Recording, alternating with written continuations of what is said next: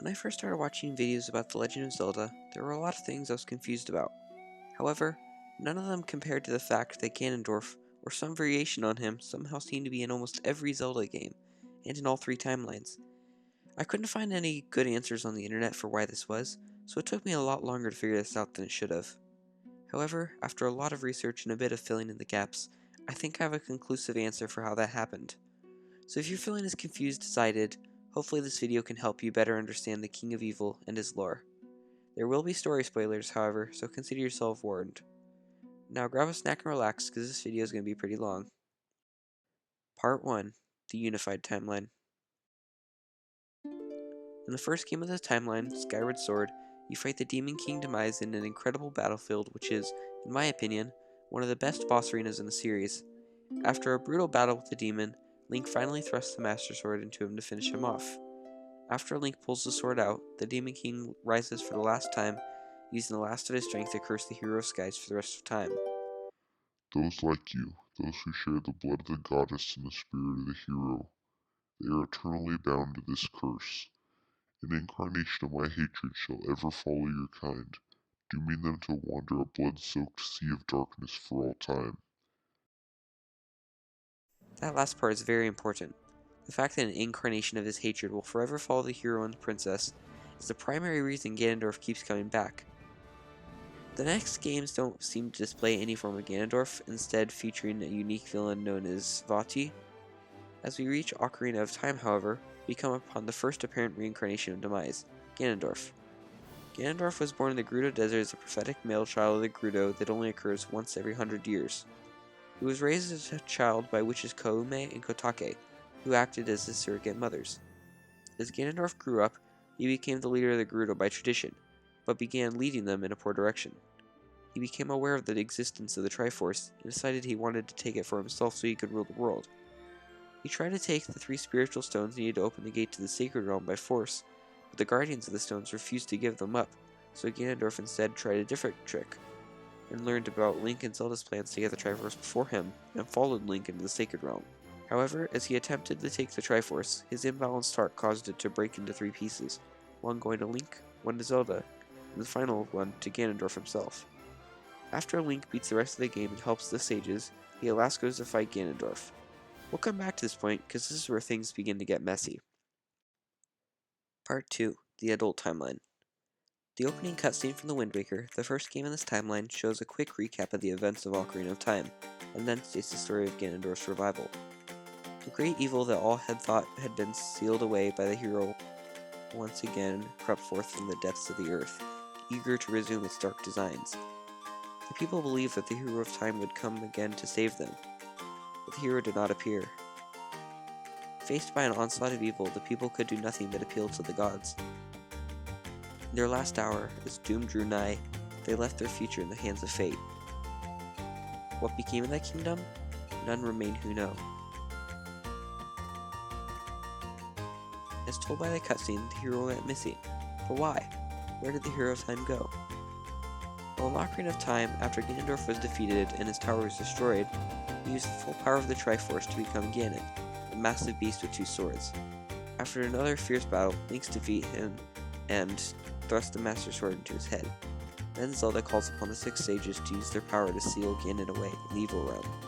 They succeed, and Ganon is locked away. Now remember this part for later, because it's going to show up again. After Zelda learns that Link had lost most of his childhood due to being sealed in the Sacred Realm for 7 years, she decides to send him back using the Ocarina of Time to relive his childhood.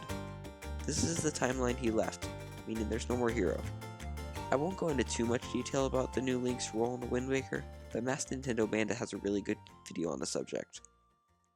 Regardless, the seal on Ganondorf breaks, and he was able to escape the evil realm to return to Hyrule.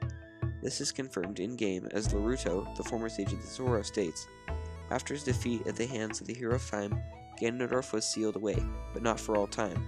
He was revived, and he returned to Hyrule in a red wrath. One thing we can take away from this is that Ganondorf never returns in this timeline, being fully sealed away after Link defeats him in the end, so that is 1 out of 3 timelines solved. Part 3. The Child Timeline. Remember when I told you how Zelda sent Link back in time to relive his childhood? This timeline is where he ends up. After being sent back 7 years to when he was a child, Link warns the royal family of Ganondorf's evil intentions, and they listen to him, and Ganondorf gets sent off to be executed. There's a very good cutscene in Twilight Princess that explains this part. As the sages attempt to kill Ganondorf, he uses the Triforce power to break free from the chains and kills the Sage of Water. This forces the sages to use the Mirror of Twilight to seal Ganondorf away, but the seal, of course, is only temporary. Now, if you've been paying attention, you might be asking how Ganondorf has the Triforce power, since Link went back in time to before he had attained it. Now, Nintendo doesn't give a super great answer for this, and there's no canonical reason, but by doing a little research and looking on a couple forums, I think I may have a reasonable solution. Since the child and adult timelines are connected, being the same Link that caused both of them, Link would have brought the Triforce back with him. Since he only had the Triforce of Courage, the other pieces likely went back to Ganondorf and Zelda, since they were the ones who had them in the future. This is also why the King of Hyrule was willing to listen to a random young boy, because Zelda randomly got the Triforce of Wisdom. Anyways, after the events of Twilight Princess, Ganondorf is defeated again, being thoroughly run through by the Master Sword, and finished off by Zan's slightly creepy neck crack. This means he is dead, and not just sealed, but unfortunately not for good. In the next and final game of the Child timeline, Ganondorf gets reincarnated as Ganon, the trident-wielding beastly form of himself. He isn't nearly as cunning or intelligent as his former self, but still has parts of him. We'll see more of Ganon later, but that's the end of the Child timeline, and thus the end of the Ganondorf story. Part 4, the Downfall timeline. While this timeline may have the most appearances of Ganon, they are relatively boring, so I'll probably cut a lot of the story short. However, I should talk about how this timeline came about. In this variant of the timeline, Link is defeated fighting Ganondorf, leading Zelda and the sages to fend for themselves. Having no other choice, they sealed Ganondorf in the Sacred Realm, knowing it wouldn't last forever. In the first game of this timeline, A Link to the Past, Ganondorf is revived but not as himself. He comes back as the Beast form, similar to how he appears in Four Swords Adventures.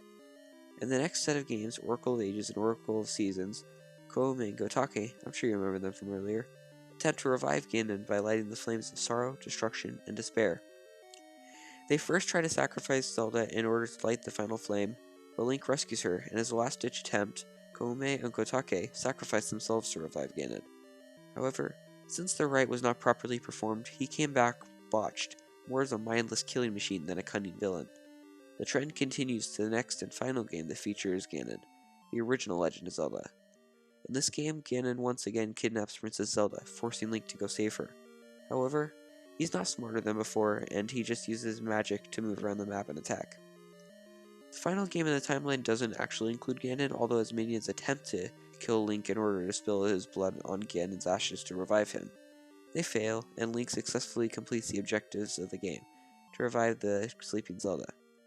That is the end of all appearances of Ganondorf and Ganon. Thank you so much for making it to the end of this video. Be sure to leave a like if you liked it, and if you really enjoyed it, then feel free to subscribe. If you have any more questions about the topic, or want to see more videos like this, then be sure to tell me in the comment section. Once again, thank you for watching. I've been Triforce Truth, and I'm out.